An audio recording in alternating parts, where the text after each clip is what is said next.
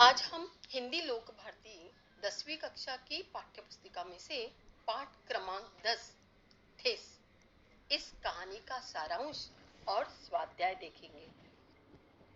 ठेस ये कहानी लेखक फणीश्वर नाथ रेणु जी की लिखी हुई है। यह बिहार के ग्रामीण जीवन पर आधारित है। ठेस ये कहानी एक सिरचक नामक गांव में रहने वाले एक गरीब कारीगर की है। यह सिरचन एक मड़ैया में रहता है। मड़ैया यानी कि एक झोपड़ी। और यह एक कारीगर है।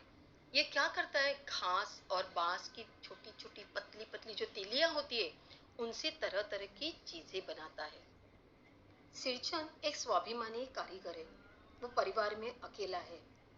गांव के लोग उसे कामचोर, मुफ्तखोर, चटोर भी कहते हैं। लेकिन उसकी जैसी कारीगरी किसी को नहीं आती।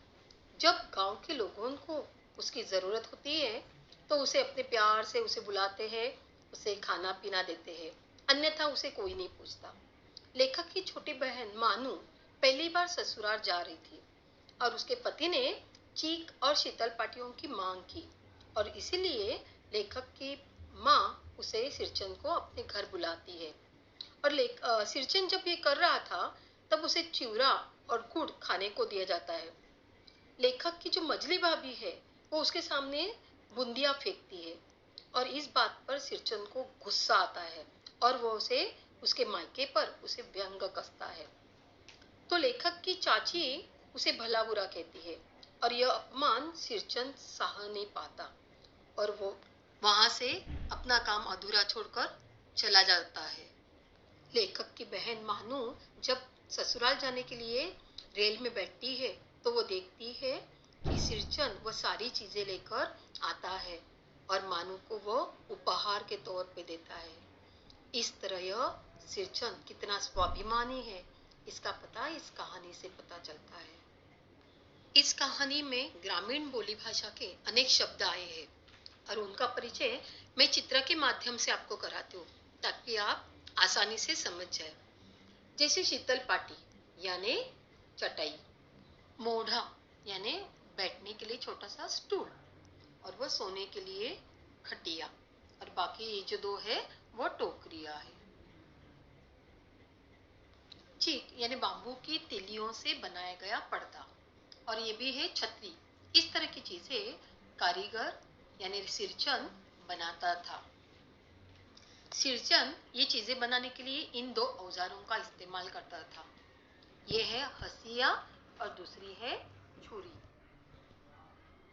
इस पाठ में मोती और मुंज ये दो नाम आए हुए हैं और ये है घास के प्रकार है जिनसे सिरचन वस्तुएं बनाता था। सिरचन इन सुतलियों का इस्तेमाल करता था और जब रंगीन बनाना होता तो इन्हीं सुतलियों को वो उंगलियों पे लपेटकर इस तरह बांधता था, उसे कहते हैं कुच्ची। इस तरह बांस और घास की पतली तीलियों से सुंदर चीजें बनाई जाती है जो सिरचन करता था। गांव के लोग जब सिरचन को काम के लिए बुलाते तो उसे कलेवा देते।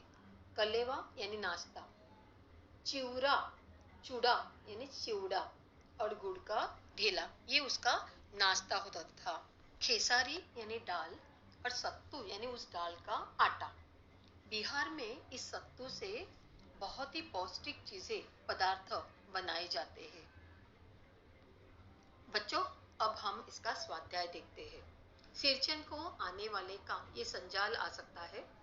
रंगीन शीतल पाटी, सतरंगे डोर के मोड़े, ताल के पत्तों की छतरी टोपी और बांस की तीलियों की चीक। इनका प्रबंध करने पर सिरचन तुरंत हाजिर होगा। दही की कड़ी, तली हुई तरकारी और मलाई वाला दूध। पन्ना नंबर 44 के परिच्छेद पर यह आकृति पूछी जा सकती है कि इस परिच्छेद में आए हुए व्यंजनों के नाम। बुंदिया, चिवड़ा, मिठाई, गुड़। ये और एक आकृति लोगों द्वारा सिरचन के लिए प्रयुक्त विशेषण मुफ्तखोर, कामचोर, चटोर। मानू को उपहार में मिला शीतल पाटी और चीख। सिरचन का मेहनत ताना, पेट भर खाना और एक हाथ पुराना कपड़ा।